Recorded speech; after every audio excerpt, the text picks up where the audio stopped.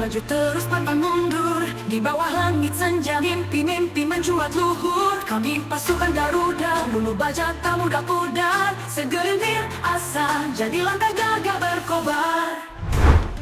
Sudah dulu segala drama nggak penting yang ada kaitannya sama AFF. Sebab kita masih punya misi penting di round 3 kualifikasi Piala Dunia 2026. Ya, pada bulan Maret 2025, Indonesia akan menjalani 2 pertandingan, yakni away ke Sydney, Australia, serta menjamu Bahrain di Jakarta. Tentu saja, agar minimal target 4 poin dari 2 pertandingan itu bisa didapat, skuad Garuda harus benar-benar menyiapkan semua, baik teknis maupun non-teknis dengan matang. Dan kita tahu setelah masa reses DPR kelar, maka Ole Roemeny, Tim Geupens, ataupun Dion Marks akan segera disumpah. Khusus Ole, jelas ini adalah tambahan yang sangat positif mengingat kita tahu salah satu kekurangan timnas adalah ketiadaan sosok goal getter. Nah, di tengah penantian itu, ada kabar bagus dari Elkan Bagot. Yap, setelah beberapa kali dibekap cedera, akhirnya Elkan dikonfirmasi telah fit dan siap tampil. Jelas sampai detik ini, masih banyak publik yang berharap kalau hubungan Elkan dan STY bisa segera membaik, yang mana tentunya di sini peran PSSI sangat dibutuhkan untuk menengahi kedua belah pihak. Karena bagaimanapun, keberadaan Elkan masih dibutuhkan terutama untuk duel-duel bola atas. Sedangkan kabar lainnya datang dari Tristan Guiar, di mana pemain yang sedang dipinjamkan Ajax ke PEC Zwolle itu kabarnya juga udah mulai latihan ringan serta diprediksi bisa pulih lebih cepat dari cedera lutut yang menimpanya. Hal yang kemudian cukup disambut lega karena jika semua lancar, Tristan bisa main untuk Indonesia pada bulan Juni mendatang. Di satu sisi, Australia sendiri diketahui telah menyiapkan siasat khusus jauh-jauh hari untuk meladeni Indonesia, yang di laga versus Arab Saudi kemarin tampil menawan lewat skema counter pressingnya. Menembus langit biru, harapan tak berhenti, walau badai membiru. Dari Sabang sampai Merauke, semangat menyatu padu. Kami pasukan Garuda meraih asa tertinggi. Tahu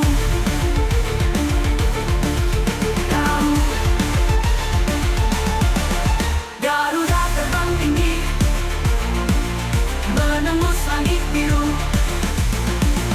Harapan tak berhenti.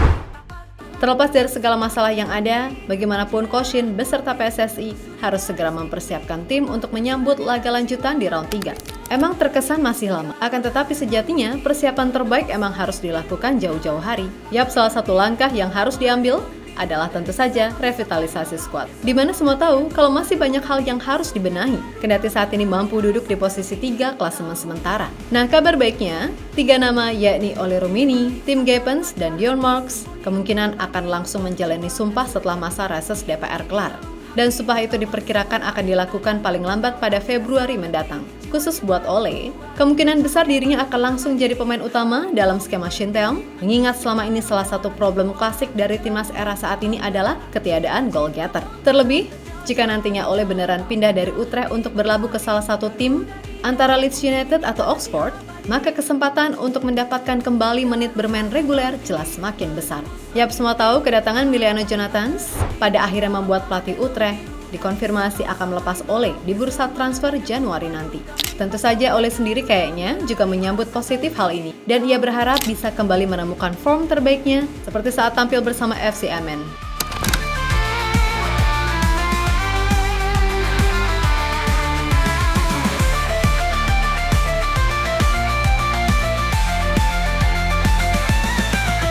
Garuda terbang tinggi, menembus langit biru. Harapan tak berhenti, walau badai membiru. Dari Sabang sampai Merauke, semangat menyatu padu. Kami pasukan Garuda meraih asa tertinggi. Tahu. Sementara itu, di tengah kepastian soal kabar sumpah Ole Roemeny, Tim Geupens, serta Dion Marks, ada kabar positif dari Elkan Bagot. Melansir East Anglian Daily Times, Elkan William Theo Bagot dikonfirmasi akan kembali menjalani latihan bersama Blackpool jelang melawan Wrexham di Boxing Day, yang mana hal tersebut dikonfirmasi langsung oleh sang pelatih Steve Bruce. Sebelumnya Elkan sendiri sempat mengalami cedera pergelangan kaki yang membuatnya menempi selama beberapa bulan. Alhasil, Elkan baru mencatatkan 4 penampilan di semua kompetisi bersama Blackpool musim ini. Tentu saja, fans timnas banyak yang berharap kalau Elkan bisa benar-benar pulih 100% dan kembali bermain reguler di timnya. Sebab dengan begitu, peluangnya membela timnas Indonesia akan kembali terbuka. Hanya saja, publik juga berharap kalau PSSI bisa menengahi intrik antara STY dan Elkan. Karena bagaimanapun, kualitas Elkan masih sangat dibutuhkan timnas Indonesia, terutama dari segi bola-bola atas. terbang tinggi, menembus langit biru. Harapan tak terhenti, walau badai membiru. Dari Sabang sampai Merauke, semangat menyatu padu. Kami pasukan Garuda meraih asa tertinggi. Tahu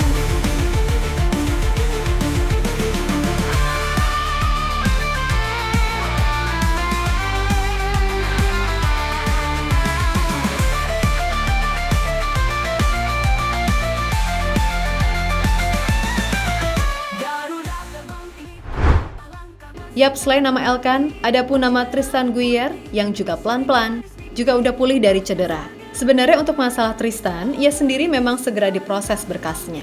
Mengingat sang pemain juga udah bersedia. Akan tetapi, hari sial emang gak ada di kalender, di mana Tristan harus menunda proses naturalisasinya lantaran ia malah cedera lutut yang mengharuskannya absen kurang lebih 9-12 bulan untuk pulih. Namun kabar baiknya, pihak PEC Zwolle mengkonfirmasi jika pemain 20 tahun tersebut sudah kembali berlatih bersama tim.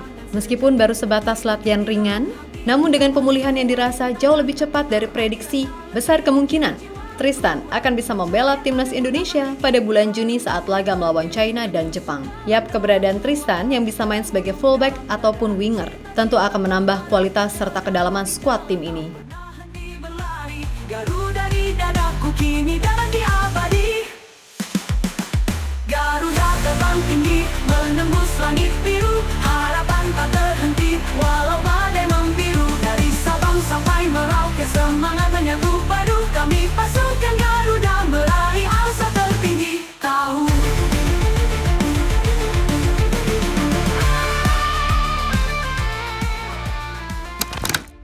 Di sisi lain, melihat gimana persiapan timnas Indonesia, diketahui membuat Australia, lawan pertama Indonesia di bulan Maret nanti, cukup waspada. Terutama jika berkaca pada penampilan tim Garuda di laga versus Arab Saudi. Tentu saja, transisi dari skema counter pressing menjadi hal yang membuat tim sejuta kanguru nggak boleh gegabah. Terlebih Australia juga mengerti jika kemungkinan Indonesia akan tampil dengan kekuatan penuh, termaksud oleh Romeni sebagai ujung tombak baru yang punya skill, visi, kecepatan, serta kemampuan mencetak gol yang bagus. Yap, menurut bek Australia, Alessandro Circati, semua elemen tim memang udah menyiapkan siasat khusus untuk menghentikan Indonesia, di mana pemain Parma tersebut mengakui kalau Indonesia punya pemain-pemain cepat yang bisa melakukan transisi permainan.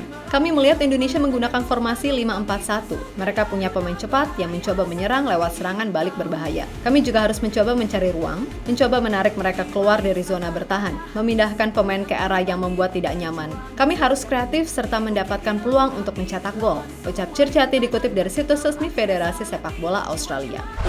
Ya, berkaca dari ucapan Circati, counter pressing serta transisi memang menjadi kekuatan timnas Indonesia di bawah Shin Tae-yong, terutama jika melawan tim yang secara level pengalaman berada di atas pemain Indonesia. Dan sejatinya, jika skema itu mampu dieksekusi dengan baik oleh para pemain, maka hasilnya pun juga bagus gitu loh. Contoh nyata ya udah pasti pas lawan Arab Saudi, di mana 2 gol Indonesia berasal dari skema counter attack yang rapi.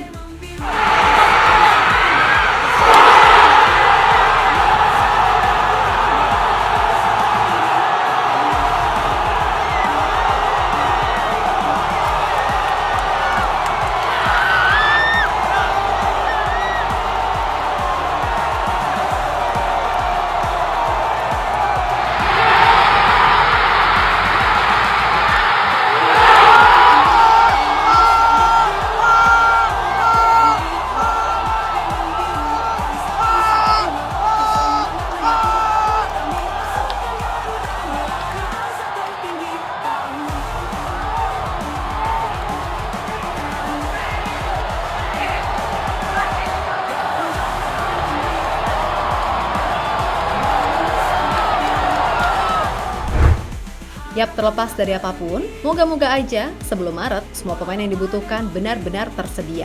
Sehingga pas waktu bermain, Indonesia bisa tampil dengan kekuatan penuh. Dan buat kita semua, ayo sama-sama kita jaga momentum ini. Jangan sampai semuanya berantakan gara-gara ulah mereka yang seolah cari panggung cuman karena gagal Piala AFF. Woi, ingat woi AFF, walaupun kita juara 100 kali sekalipun, gak banyak orang di dunia sana yang tahu.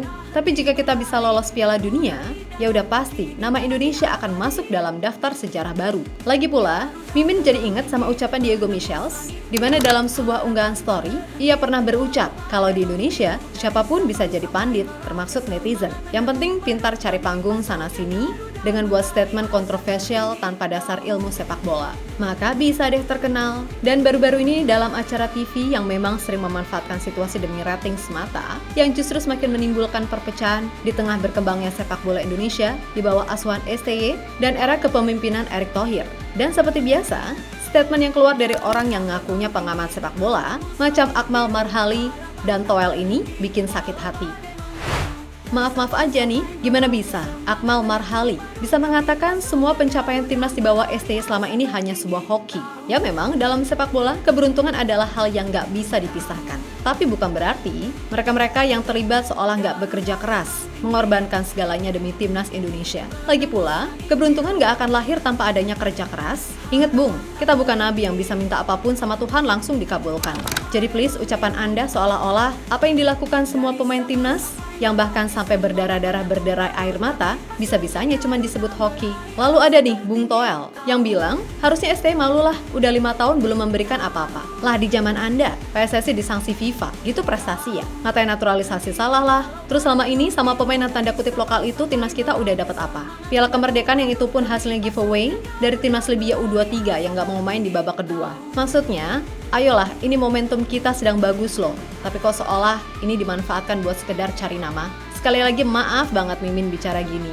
Mimin cuma berharap kalau media-media yang peduli dan mau ikut andil memajukan sepak bola Indonesia, ya udah stop dan haram hukumnya ngasih panggung ke mereka-mereka yang cuma bikin situasi keruh. Fokus apa yang ada di depan kita. Gak usah pecah belah sana sini, kan gitu. So moga-moga aja kondisinya bisa kembali kondusif. Dan buat Pak Erick ataupun STY, ataupun semua pemain serta pelatih, gak usah terpengaruh. Evaluasi dan tetap bekerja keras sesuai track yang ada. Oke? Tetap semangat dan sukses selalu. Kita Garuda.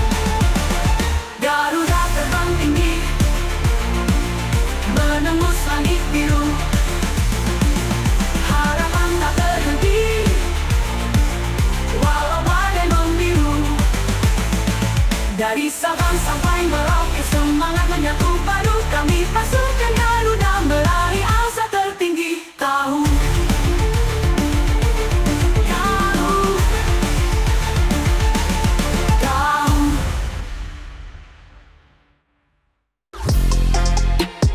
Halo, izin iklan sebentar ya guys. Jadikan ruangmu bernuansa timnas. Temukan beragam poster dinding, sepak bola dan timnas dengan desain menawan, kualitas premium dan harga yang tidak akan menguras kantong. Segera klik link Shopee di deskripsi video ini dan dukung timnas dengan sepenuh hati. Mulai dari dinding rumahmu.